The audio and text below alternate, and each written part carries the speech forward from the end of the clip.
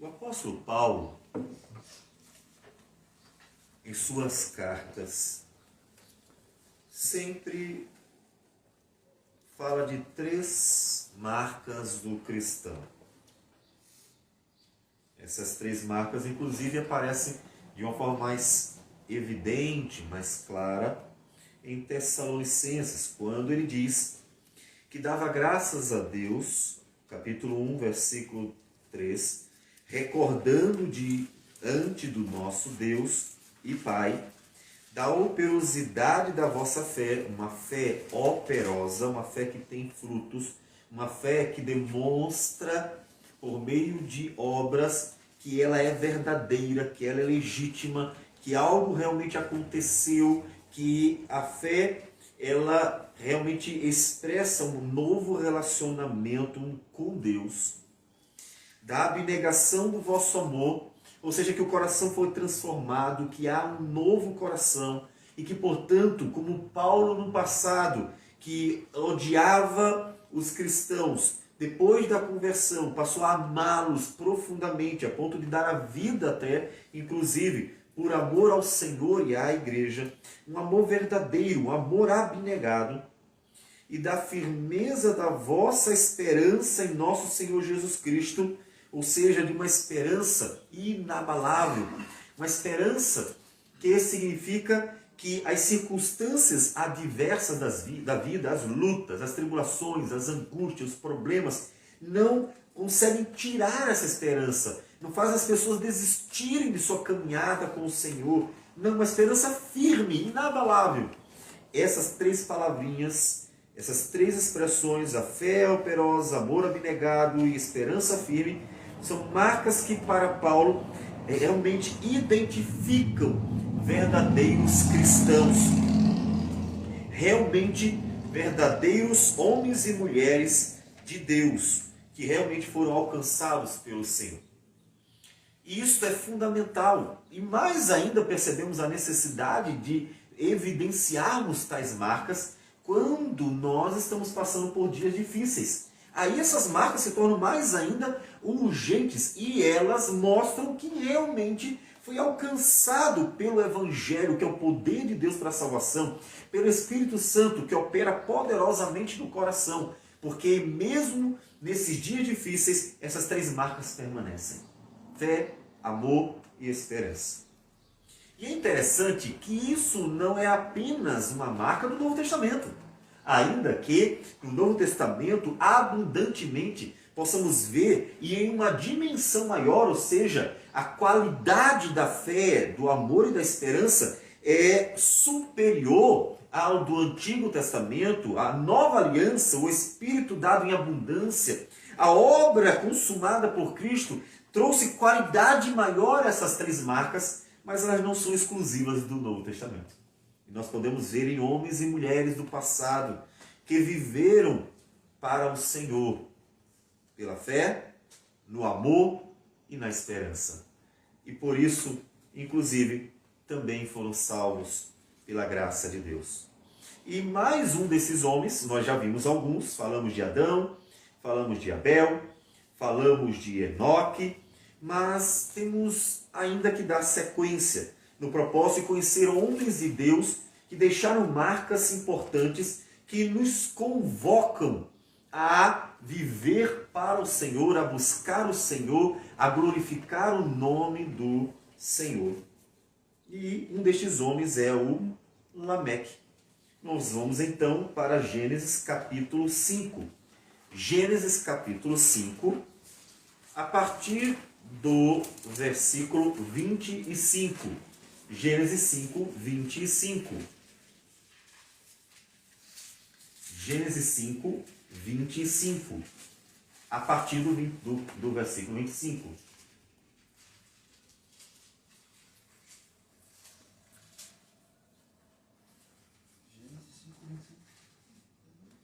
Gênesis 5, 25. Vamos fazer a leitura, diz assim a palavra do Senhor.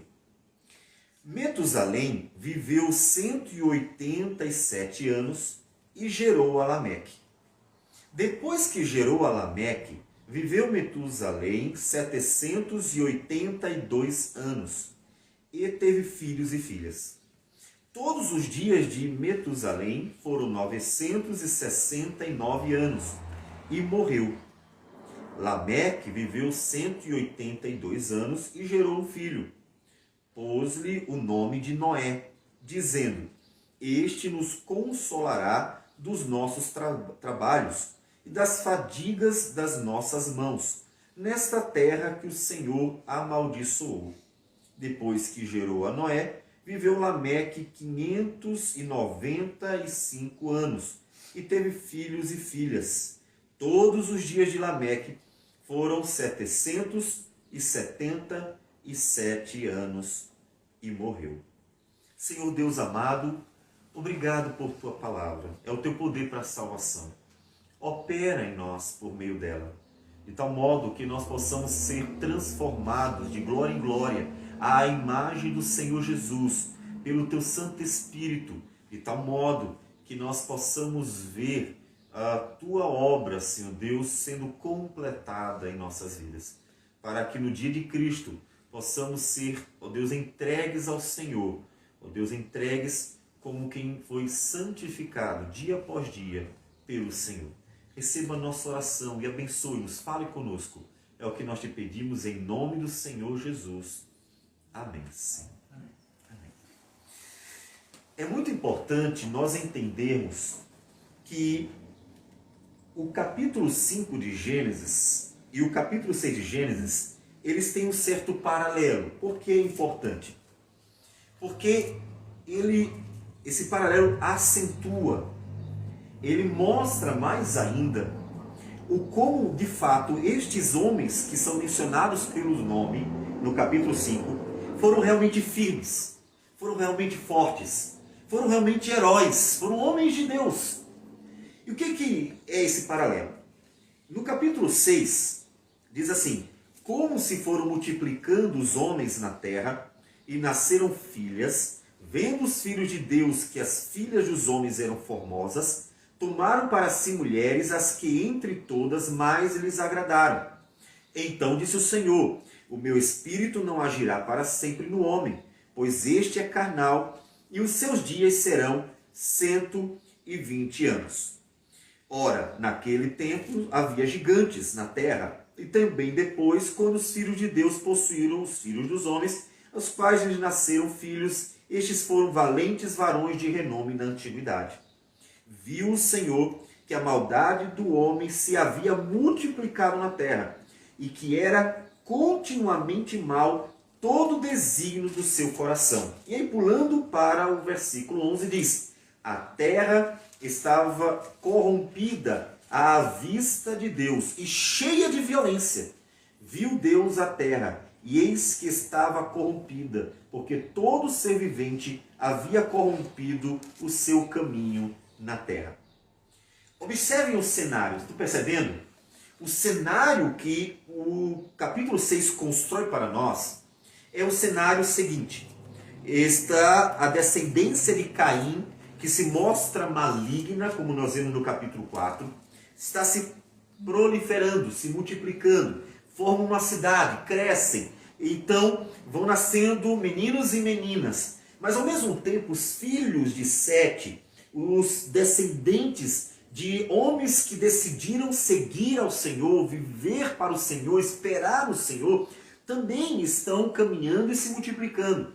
Só que acontece que muitos dos filhos que nasceram, como diz, o capítulo 5, e nasceram filhos e filhas, e teve filhos e filhas, ou seja, não nasceram apenas aqueles que estão mencionados pelo nome, nasceu muita gente.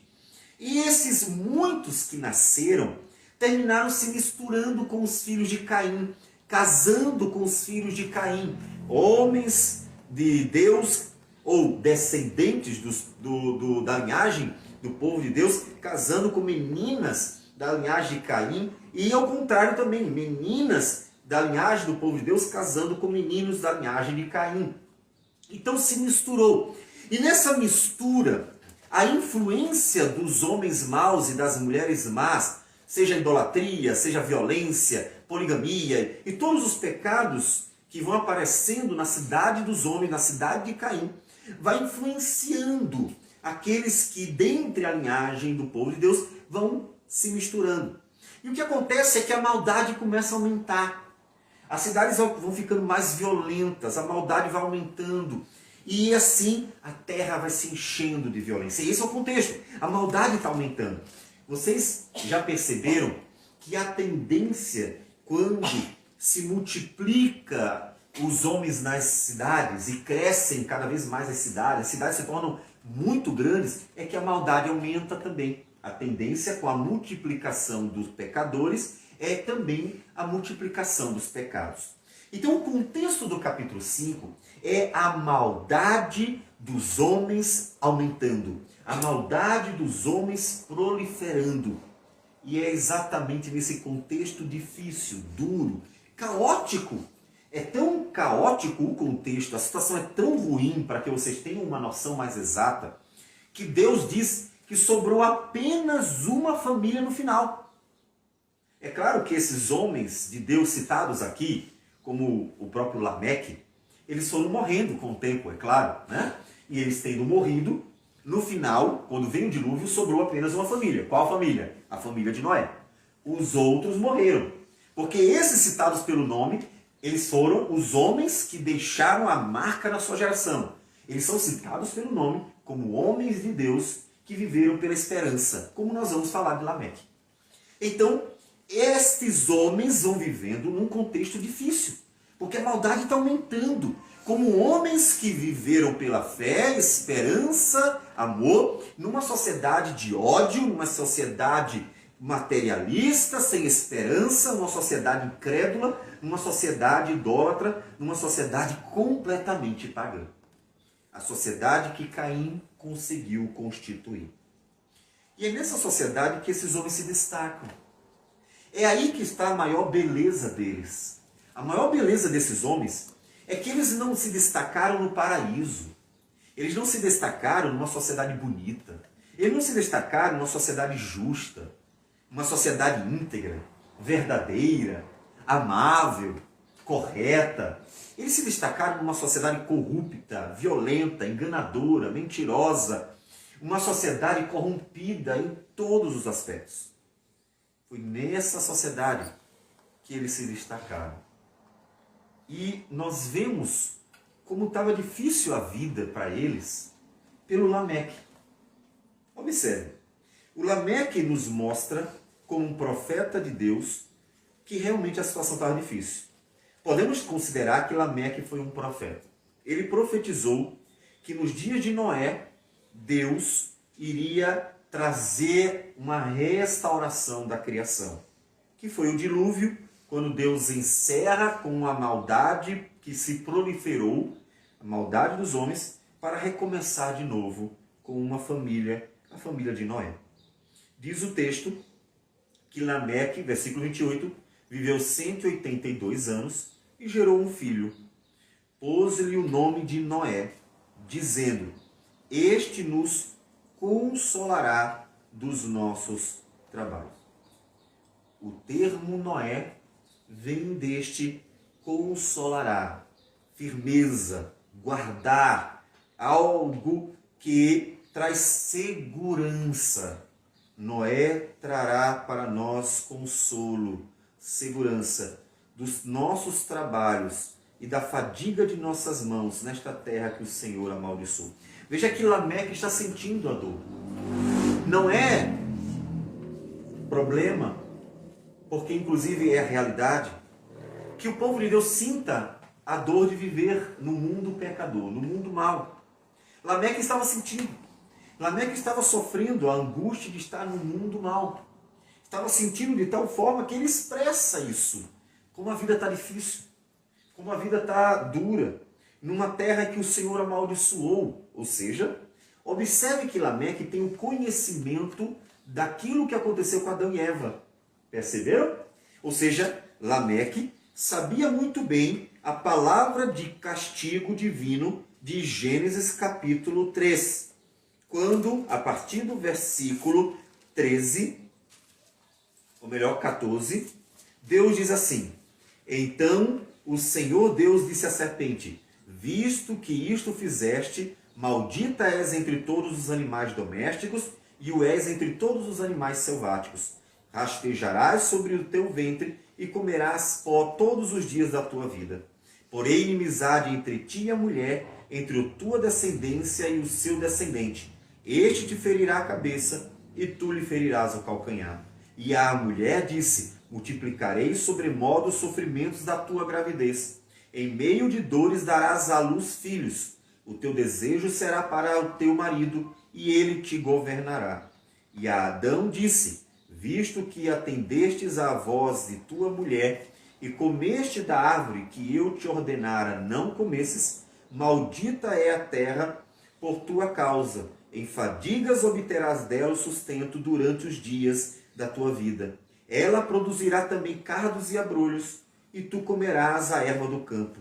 No suor do teu rosto comerás o teu pão, até que tornes a terra, pois dela fostes formado, porque tu és pó, e ao pó tornarás.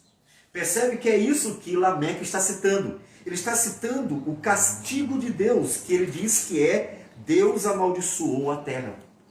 Portanto, observe que a descendência de Sete, desde o início, se mostra a portadora da palavra divina. O povo de Deus teve um cuidado desde o início de guardar a revelação de Deus, de guardar a palavra de Deus, mesmo que oralmente. Teve esse cuidado. E esse cuidado é transmitido geração após geração. Portanto, nós temos em Lameque o conhecimento de duas coisas importantes. Primeiro, o castigo de Deus, e obviamente que aponta para um juízo vindouro, mas também a salvação. Aquela graciosa salvação que nos é dada em Gênesis 3,15. Este te ferirá a cabeça e tu lhe ferirás o calcanhar. E assim, quando Lameque profetiza, anuncia que Deus operaria por meio de Noé, e o nome de Noé guarda a profecia. Lembre-se que isso é comum na história de Israel. O filho, ele tem um nome por causa de um propósito de Deus para a vida dele, como vai acontecer na vida dos patriarcas, que tem um nome alterado com um propósito de transmitir uma mensagem. Noé recebe o nome para transmitir uma mensagem. Deus consolará, Deus trará para a criação, para a descendência do povo de Deus, um consolo, que era a restauração que Deus operaria, o dilúvio, onde Deus traria um recomeço. E isto mostra que realmente o povo do Senhor estava vivendo pela esperança. Na profecia de Lameque, a esperança está evidente. Eles têm uma esperança de salvação. Eles têm uma esperança de redenção muito clara. Então observe que aquelas marcas que nós vimos em Paulo, elas podem ser vistas nestes homens que estão se mantendo firmes em dias difíceis. E mesmo em dias difíceis, esperando, há uma esperança de salvação. Veja que eles olham para as lutas, olham para as angústias, olham para o problema, olham para a corrupção, sim, eles expressam isso. Olha, a terra foi amaldiçoada, está difícil viver, mas isso não abala a esperança deles. Eles continuam mantendo. E essa esperança tanto é vista na profecia de Noé, como é vista quando ele cita a palavra de Deus, mostrando que eles estavam guardando no coração a palavra do Senhor. A palavra de Gênesis, vamos dizer, de Gênesis 1 a 4, a palavra de Deus guardada no coração deles. A palavra de Deus que, mesmo sendo tão pequenininha, alimentava a esperança. Pense você, reflita. Se apenas alguns poucos versículos da Escritura foram suficientes para, poderosamente, pelo Espírito de Deus, alimentar uma esperança viva, forte, uma esperança firme, uma fé operosa no coração daqueles homens. Versículos tão pequenininhos, ainda muito vagos. Eles não faziam ideia de como Deus suscitaria o Salvador, de como viria nascer o Messias prometido. Eles não faziam ideia ainda. Apenas sabiam aquilo, tão pouco. Mas aquela pequena palavra fora suficiente para operar poderosamente no coração daqueles homens, a ponto deles se manterem firmes como rocha, num mundo tão caótico que foi preciso Deus destruí-lo inteiro. Pararam para pensar a dimensão? Nós saberemos o que eles viveram, sabe quando? Quando Jesus estiver realmente às portas. Porque a palavra nos diz que, como foi no dilúvio, será no final dos dias. No dilúvio, apenas uma família manteve-se firme na fé, porque todos os homens de Deus morreram. Uma família. Todo o resto era completamente pagão. Em nossos dias, podemos dizer que estamos com muita vantagem, não é? Quantas famílias estão esperando a volta de Jesus? Quantas igrejas existem? Me diga, não dá nem para contar, né? Pois bem, podemos dizer que o nosso contexto é ainda muito mais suave, porque eles não tinham mais uma sociedade que tivesse dentro dela manifestações de esperança. Portanto, observe quão poderosa for a palavra no coração daqueles homens. Então eu pergunto para você, você que já tem a Bíblia inteira, eles tinham isso aqui, ó. Eles tinham 2 páginas da Bíblia. Eu estou fazendo, é claro, aqui certas referências genéricas, exageradas, para ficar mais fácil de vocês entenderem e mensurarem. Eles tinham 2 paginazinhas da Bíblia. Nós temos toda ela. Se apenas 2 pequenas páginas da Bíblia foram suficientes para alimentar uma esperança tão firme no coração daqueles homens, quão maior não deveria e mais firme deveria ser a nossa esperança quando nós temos todas as promessas de Deus.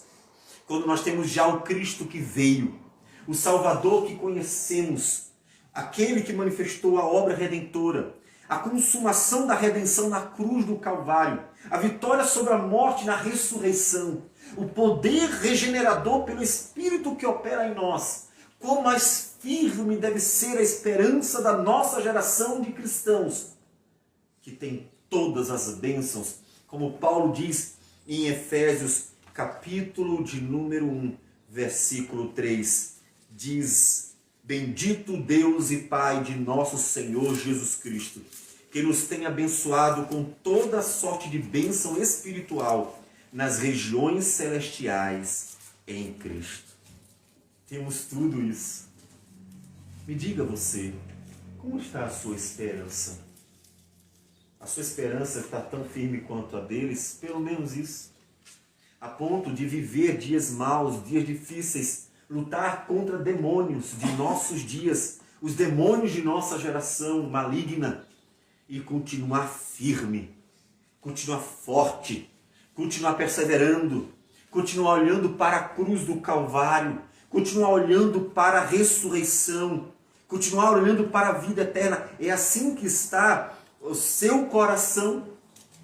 É fundamental nós analisarmos como está o nosso coração, porque aqueles homens são testemunhas fiéis de que o operar de Deus pelo Evangelho é suficiente e poderoso para fazer com que homens sejam fortes como rocha. E nós temos o testemunho deles. Porque o Espírito de Deus é quem manifesta o poder de Deus ao coração do homem, no coração do pecador, pela palavra. Então, quando você estiver se sentindo fraco, você se estiver se sentindo pequeno, diante de um mundo mau, maligno, você precisa olhar para o Senhor e clamar: ó Deus, eu preciso ser forte. Não pela minha força. Lembre-se do que Deus disse para Paulo: a minha graça te basta, porque o poder se aperfeiçoa na fraqueza. Eu preciso, Deus, é do teu poder. Eu preciso da tua força. Eu preciso de tua graça suficiente para que eu me mantenha firme como rocha, ainda que me sinta maleável como as águas. Eu preciso do Senhor.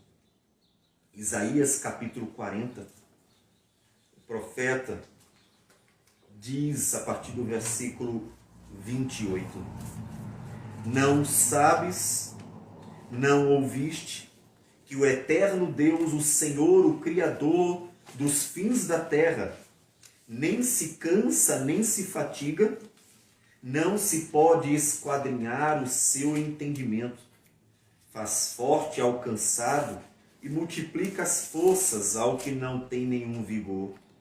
Os jovens se cansam e se fatigam, e os moços de exaustos caem. Mas os que esperam no Senhor renovam as suas forças, sobem com asas como águias, correm e não se cansam, caminham e não se fatigam. Lameque correu a jornada, como Paulo combateu o bom combate do Senhor, guardou firme a sua fé. É assim que estes homens dão o testemunho, para que nós não desistamos. Sim, eles clamam bem alto, em voz bastante alta, eles clamam para a nossa geração: não desistam, guardem firme a esperança, mantenham-se fortes, operosos na fé, e conservem o amor vivo como chama em seus corações, porque nós também vivemos em gerações malignas e nós não desistimos, nós persistimos, nós fomos até o fim e então herdamos as promessas do Senhor. Sim. Eles herdaram as promessas do Senhor na eternidade, hoje descansando com Deus e aguardando a volta do Senhor Jesus. Fé, esperança e amor em dias difíceis. Observe, portanto, que nós não somos os únicos a passar por tais lutas, não somos. Nunca somos. Eu sei que cada um de nós, sempre que passa por lutas, perseguições, maus tratos, angústias, tribulações, quando passamos por tudo isso, nós sempre temos aquela sensação de que parece ser única a nossa experiência, de que nossas lutas parecem ser únicas dentro da história e da própria geração. A verdade é que a palavra sempre nos dá o testemunho de que tais lutas são partilhadas por todo o povo de Deus de todas as gerações. O apóstolo João nos diz que é porque nós não pertencemos a este mundo. O Senhor Jesus também afirma que nós não somos dele, fomos tirados, na verdade, dele. E assim, é por isso que então são inevitáveis tais tribulações na vida cristã. Mas elas acentuam o operar de Deus em nossas vidas. Porque o propósito de Deus para nossas vidas não só é abençoar-nos com a eternidade, mas é fazer de nós bandeiras que mostram as marcas da glória de Deus, que anuncia quem somos, de quem nós viemos, a quem nós pertencemos. E assim, as nossas vidas são as testemunhas do próprio Deus. Não foram os mártires assim? Testemunhas fiéis numa geração má, que morreram, eles morreram por amor ao Senhor, dando testemunho. Somos testemunhas de que Deus é fiel e poderoso para conservar aqueles que se entregam a Ele. Somos testemunhas de que a salvação realmente vale mais do que tudo aquilo que podemos desfrutar nesta vida. Como disse Jesus, e é como uma pérola de grande valor o reino de Deus. Assim também foi para eles. Assim também foi para eles. Esses homens, portanto, viveram aguardando. Observe que isto nos aponta para um texto de Paulo muito importante, que precisa estar bem firme em nosso coração. Colossenses, capítulo 3. Estes homens, ou aqueles homens do passado, viveram de modo semelhante, a olhar para a eternidade. Colossenses capítulo 3, Paulo diz assim: portanto, se fostes ressuscitados juntamente com Cristo, buscai as coisas lá do alto, onde Cristo vive assentado à direita de Deus. Pensai nas coisas lá do alto, não nas que são aqui da terra, porque morrestes e a vossa vida está oculta juntamente com Cristo em Deus. Quando Cristo, que é a nossa vida, se manifestar, então vós também sereis manifestados com Ele em glória. Observe que Paulo está dizendo: vocês precisam olhar para a eternidade. Vocês precisam ter constantemente um olhar para a eternidade. E aqueles homens tinham um olhar para a redenção do Senhor. Este olhar entra em choque com o olhar da cidade de Caim, a cidade dos pecadores.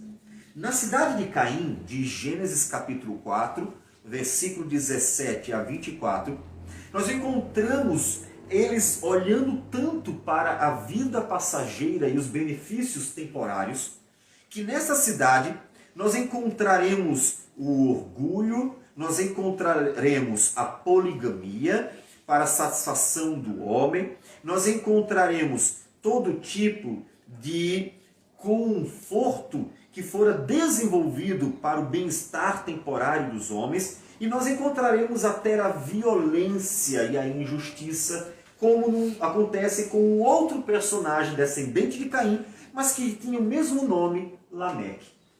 Uma sociedade que estava sendo construída com o propósito apenas de viver o aqui e agora. Por isso, que querendo viver aqui e agora, ela desenvolve tudo que está a seu alcance para proporcionar maior conforto e prazer a esta vida. Mas a cidade do povo de Deus, a cidade de Deus, vai guardando a palavra e vivendo pela esperança. Percebe a diferença? Enquanto a cidade dos homens, a cidade dos pecadores, está apenas focando no que é temporário, terreno, o povo do Senhor está seguindo um rumo completamente diferente. O rumo é tão diferente que eles vão vivendo para a eternidade. E então o anseio pela eternidade é manifesto nessas palavras de esperança. Deus nos consolará nesta terra que Ele amaldiçoou. Uma palavra de esperança. Portanto, o Novo Testamento diz: agora em Cristo, você tem muito mais evidente a esperança da redenção. Em Cristo está muito mais claro para nós que o que nos aguarda é um novo céu e uma nova terra, onde tudo será novo, e onde, portanto, o pecado será tirado, e onde viveremos então a verdadeira, plena, perfeita, pura felicidade que Deus tem para todo aquele que espera nele. A esperança. Você precisa olhar para a eternidade. Isso não significa não viver, é claro. Como qualquer outra pessoa, eles comiam, deveriam ter seus momentos de lazer em família, deveriam ter, com certeza, os seus momentos de trabalho necessário, porque era inclusive uma ordem de Deus, mas o olhar deles estava na eternidade. Nós precisamos lembrar que o nosso olhar, ele tem um foco, o alvo é a eternidade. Vamos vivendo, mas vivendo como quem aguarda algo maior. Vamos vivendo o presente como quem aguarda o futuro. Vamos vivendo o aqui como quem espera o acolá. Vamos vivendo o hoje como quem espera o amanhã. Vamos vivendo a terra, mas aguardando o céu. Vamos vivendo o terreno, mas esperando o celestial. Vamos vivendo o que Deus nos dá para desfrutarmos aqui, mas esperando aquilo que Ele tem de melhor que está por vir. Era assim. Nós vivemos os nossos dias, mas aguardando os dias vindouros. Os dias em que haverá um novo céu e uma nova terra. Estes homens viviam assim. Foi por isso que estes homens, citados pelo nome, mostrando então o como eles foram marcantes. Esses homens se guardaram, não se misturaram, não viveram na cidade de Caim, porque esperavam algo superior. Aguardavam algo melhor, algo eterno, que Hebreus vai nos falar no capítulo 11 de Hebreus, falando do que ficou conhecido como os heróis da fé. O autor nos diz o seguinte, capítulo 11 de Hebreus, nos diz,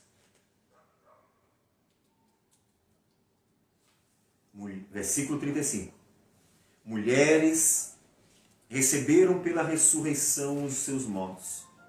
Alguns foram torturados, não aceitando seu resgate, para obterem superior ressurreição. Eles esperavam algo maior. Eles esperavam algo superior. Eles preferiram esperar. Perceberam?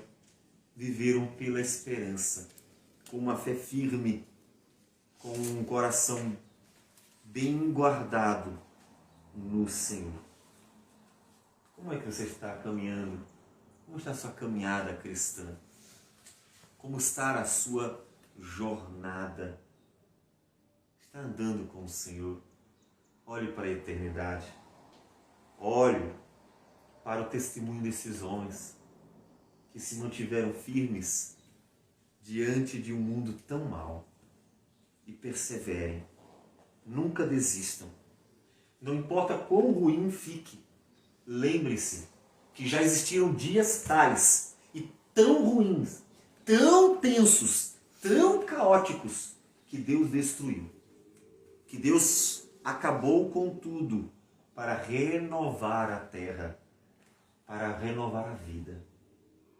Estes dias foram dias em que homens deixaram marcas profundas de que é possível ir até o fim, mesmo quando parece impossível continuar vivendo.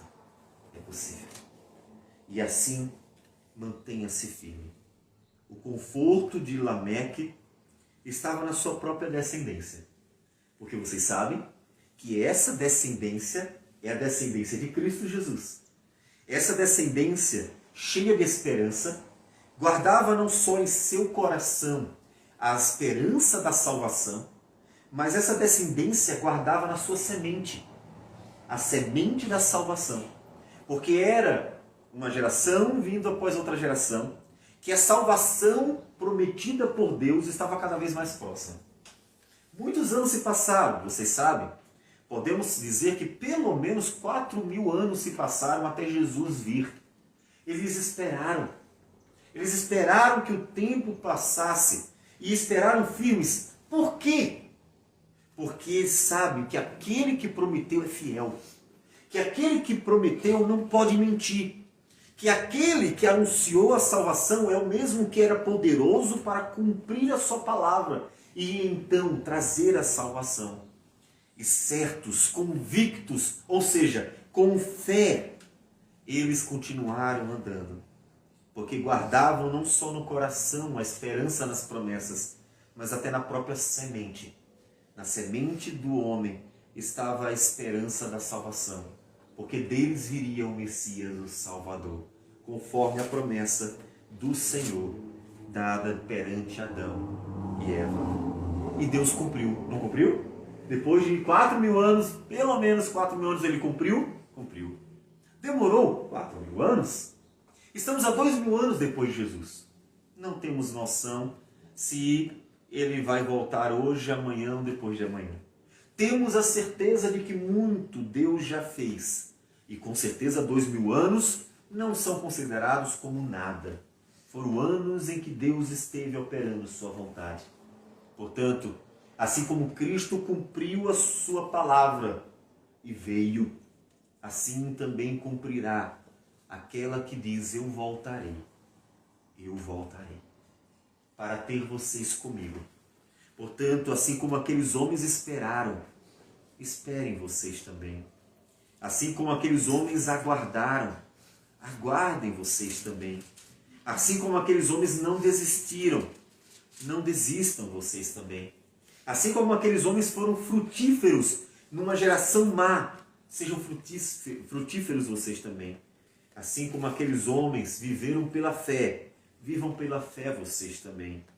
Porque a promessa do Senhor é tão viva e verdadeira quanto foi no início. E se cumprirá cabalmente, como se cumpriu tudo que fora dito no passado. E o Senhor Jesus voltará. E diz o texto de Mateus, capítulo 25, versículo 31, que quando vier o Filho do Homem na sua majestade, e todos os anjos com ele, então se assentará no trono da sua glória, e todas as nações serão reunidas em sua presença.